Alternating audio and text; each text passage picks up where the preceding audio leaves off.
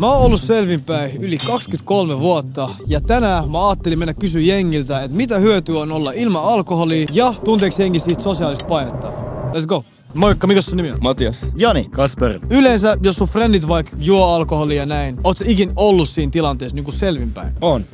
Monesti. Ne on juonut vähän. Lopputulos on se, että ne on kaatunut tai vetänyt liikaa, tiedätkö? Sitten on pitänyt olla semmonen vähän isähahmo siinä silleen. Oot sä ikin tuntenut sosiaalista painetta? En. Eli sä oot yleensä, kun sä oot juonut, niin sä oot vaan juonut, kun sä oot ite halunnut.